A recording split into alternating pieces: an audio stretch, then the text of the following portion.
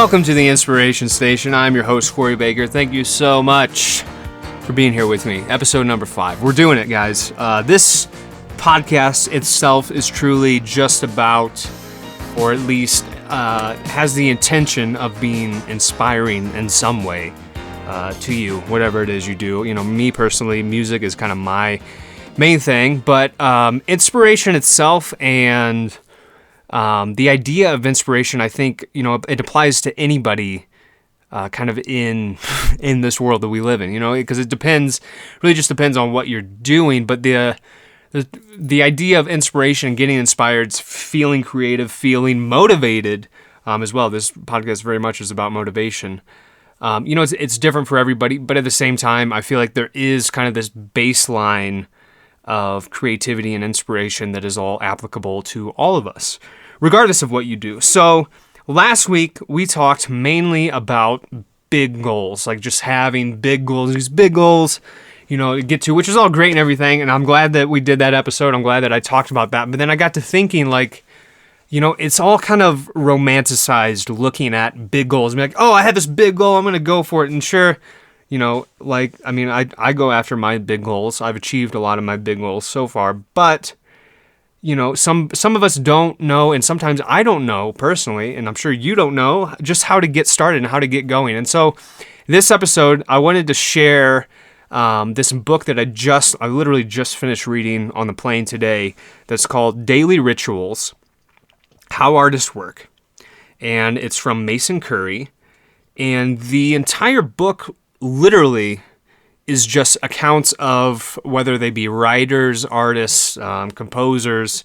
It's just kind of their daily ritual, and it kind of has a breakdown. Most people, there's only about a page or two kind of explaining what they do each day in order to get their work done. And not even each day, it's kind of more reflects on their kind of lifestyle and how they manage to get their work done. So there's like Beethoven is in this, Mozart, I'm just naming off the people that I know personally.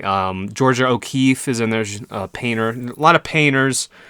But I thought that talking about this book and talking about, you know, I kind of wrote down some of the things that I got out of the book as I was reading it, might help us go after our goals. Because a lot of times, you know, we can put our big goals up on the refrigerator and say, oh, this is what I'm going for. But, you know, we need to take steps towards that. And a lot of times, I'd say 99.100% of the time, it's really just about getting the work done. Because inspiration is great, and feeling good about getting started or about to get to work is really good. You know, when you're like, oh yeah, I'm gonna do work, I feel really good.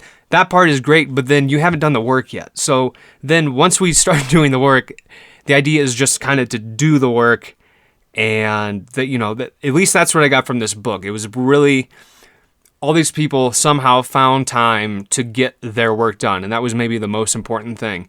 And the first quote I want to talk about, which I don't actually have this written down, so I'll be kind of paraphrasing for this, but I thought it was applicable and actually kind of funny. Speaking of this podcast, as this podcast is named The Inspiration Station, but the quote from the book was, "Inspiration is for amateurs. All the rest of us just get to work."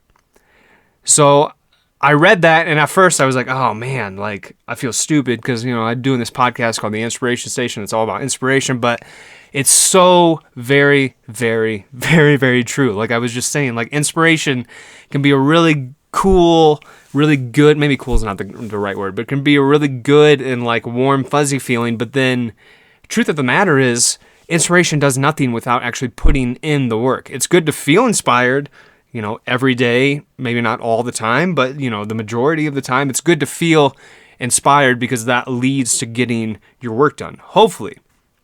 So I just wanted to read some quotes and kind of just reflect on some of these ideas. The first one, which I don't actually have which person this was from. Some of the other ones I do have which person in the book it's from. But if you end up reading the book, you know, you'll go through all these. I started reading the book a second time, actually, because it was so, at least to me, it was very moving to see these people and to kind of get an insight into their life on how they got their own work done and kind of apply that to my own life, because I'm still trying to figure out if it's best to have a ritual, if it's best to just kind of throw your hands up in the air and be like, oh, well, I'll work when I feel inspired.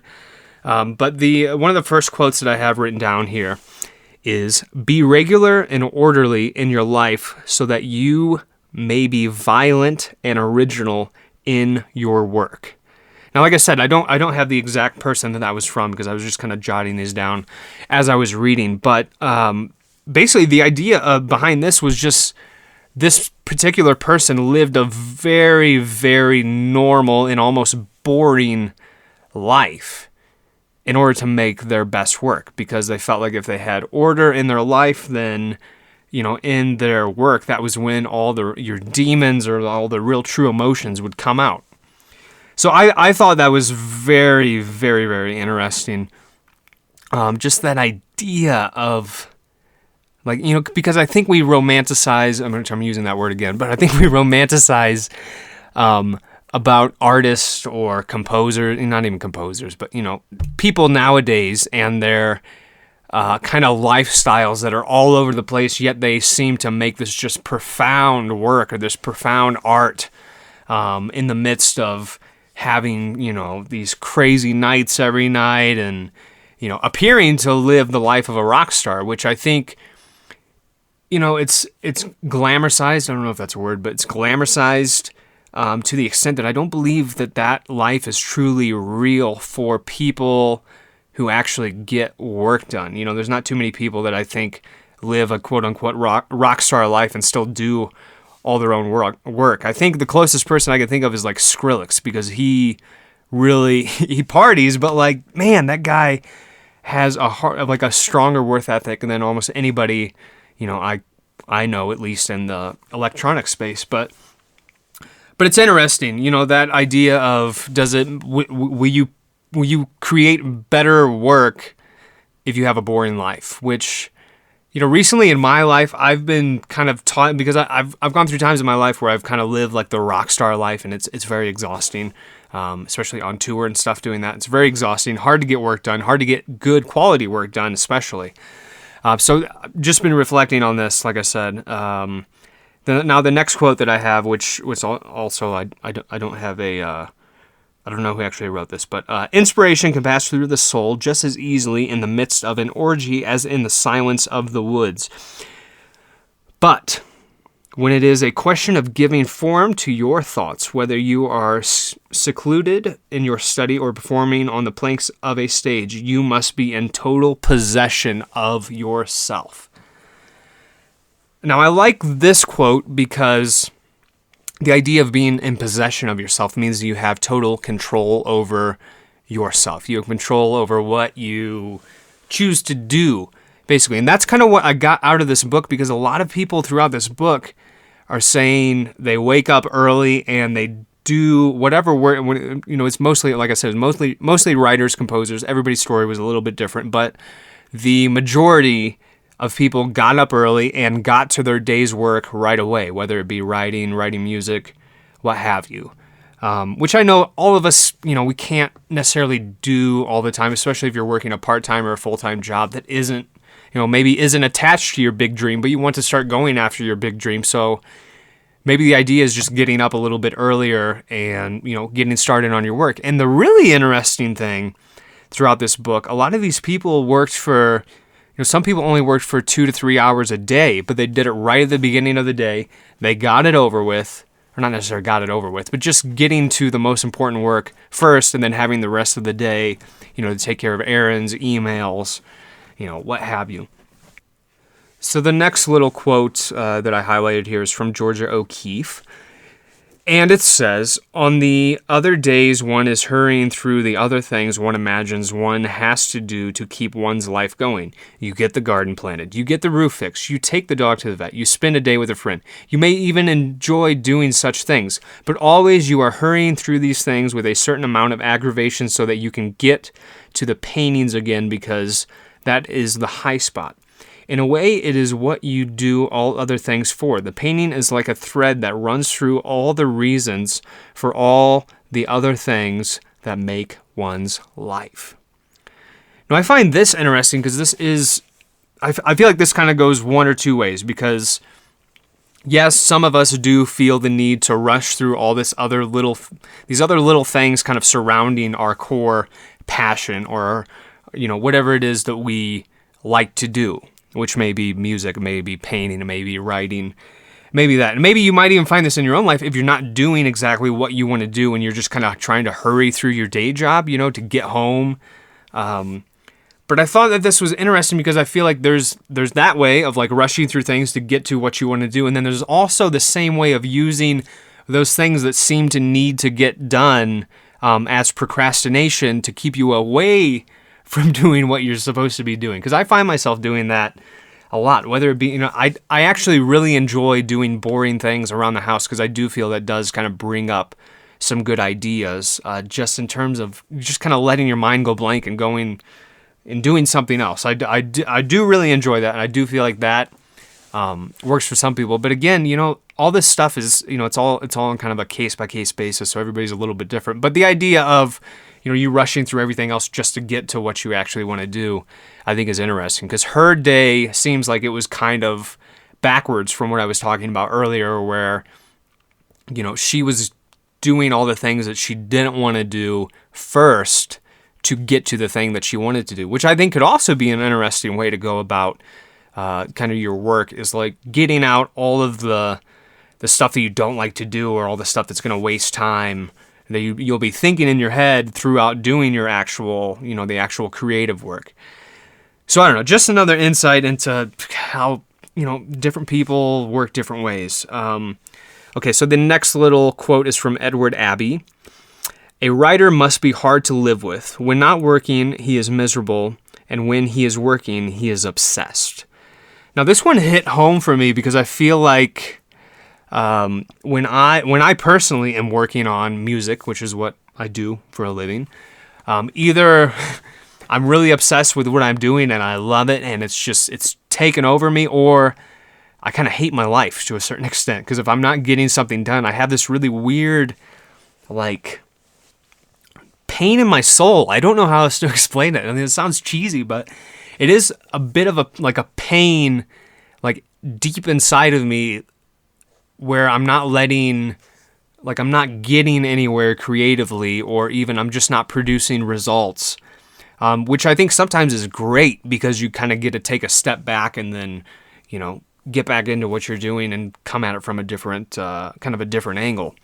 But I thought that was interesting because my girlfriend has told me, especially when I did this last album that came out earlier this year, and I was working all the prior year to finish it, and I will admit I was a real SOB to be around quite a bit, because the daunting task of finishing an entire album, which granted it only had 10 songs, but still that's a lot. It's a lot of work for one person, for me. It's not, I don't have a band, I don't have a singer, I worked with some other people on some of the songs, but it is tricky sometimes if you're really obsessed with your work, because you can, if it's not going well, you're just in shambles. If it's going great, then you're obsessed with it, and that's kind of all you're paying attention to a certain extent, depending on who you are. I'm just trying to become more aware of that in my own life, which is exactly why I'm doing this Inspiration Station podcast and why we're talking about this book. But just, I don't know, it is interesting how, at least for me, working on music, doing creative things, to a certain extent, it takes me over one way or another, whether it be in a good way, and I'm like, oh, I'm getting stuff done, this is great, like, I feel inspired, I feel like I'm putting my heart into this and I'm saying something to the world, or I am so utterly mad at myself for not being able to get something out because, like, it's just not coming to me and I'm not feeling inspired. I personally have a really hard time, and have had a really hard time with that. If I don't feel inspired, it's hard for me to work. But the whole idea of this podcast and this book and all this is all kind of breaking past that, kind of breaking past that roadblock where you say, oh, I don't feel inspired. Okay, well, who cares? Get in there and at least get something done. At least try, because there's no, it's like fishing. Like, you're not going to catch any fish if you're like, oh, I feel like eating, but I don't feel like fishing. Well, okay, well then you're not going to eat because you're not fishing. You're not throwing your line out there. You're not spending the time to be able to, get the fish to be able to eat. Okay, so the next one is from John Updike, and this actually goes hand in hand with what I was just talking about. He said, He told an interviewer that he was careful to give at least 3 hours a day to the writing project at hand. Otherwise, he said there's a risk he might forget what it's about. A solid routine, he added, saves you from giving up. Which this is interesting, and this is something that I've really gotten out of this book, and have wanted. I've been searching for it because, sometimes I have trouble working and just putting in the time to do it. A lot of times I get frustrated and I just don't feel like working, but just making a space for whatever it is you want, whether it's painting or drawing, podcasting, for instance. This podcast is a great example. I'm going to keep saying this, but this podcast is a great example of if you just put in the time and can do it, it can be enjoyable and you can get it done. Because before I was making up so many excuses why I couldn't do a podcast, why I couldn't at least attempt to do a podcast because of time constraints or whatever bull crap I had up in my head. But this podcast is a great example of that. I'm sitting down here I usually sit down Sundays. This is Sunday right now. But put it up on Monday, no big deal. But that idea of just putting in the time, just making the time to be there, just showing up, that's like the hardest. A lot of time, that's the hardest part, is just getting there, showing up, sitting down in your seat or whatever it is, and just at least being there to work. So the next one is from Stephen King, the author. Like your bedroom, your writing room should be a private place where you can go to dream. Your schedule in at about the same time every day. Out when your 1,000 words are on paper or disk. This exists to make yourself ready to dream, just as you make yourself ready to sleep by going to bed at roughly the same time each night and following the same ritual as you go. In both writing and sleeping, we learn to be physically still at the same time. We are encouraging our minds to unlock from the humdrum, rational thinking of our daytime lives. And as your mind and body grow accustomed to a certain amount of sleep each night, 6, 7, maybe 8 hours, so can you train your waking mind to sleep creatively and work out the vividly imagined waking dreams, which are successful works of fiction. I thought that he kind of nailed it. He kind of nailed it right there in terms of the reason to have a ritual in terms of getting something done, getting some sort of creative work done, having a ritual, which to a certain, I guess me personally, I don't know how you feel, but me personally, I've always felt that's kind of backwards in terms of creativity because creativity seems so spontaneous. But his idea is really putting time down that you're supposed to be, this is your creative time. So I think after time, your body and your mind just kind of get into this rhythm where in your head, you're like, okay, now it's time to be creative. So I've been kind of trying to play around with this idea. I haven't gotten really good at it yet, but waking up and just working right away. I'm not quite there. I'm not as well. It's like exercise. It's like something you gotta kind of practice at to really feel good about yourself before you just, because when you first start working out, if you have started working out before, when you haven't worked out for a long time, it hurts.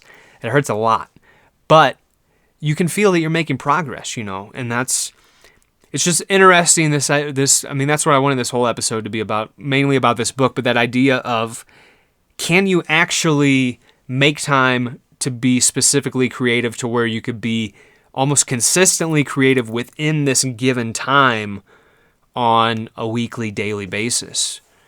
I don't know. How do you guys feel about doing that? Because I'm still tossing around the idea and my head's still kind of trying to work it out, but I feel like as I get older and as I kind of plan more, I feel like this kind of makes more sense to me. But when, some people feel really creative at night, which they, in this book, they talked about some people that only felt like they were creative at night, people that were only creative with drugs, people that didn't use any drugs.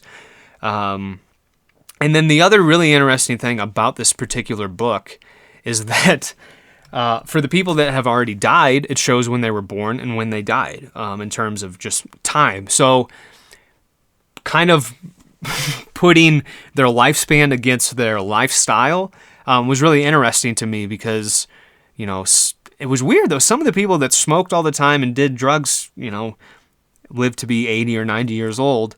Some of the people lived to be like 99 years old and didn't use any drugs, but just drank coffee and worked, steadily. I just wanted to kind of get this conversation rolling, get you thinking about, if you don't feel creative on a regular basis, which I don't think any of us really feel. I mean, some of us, we have to.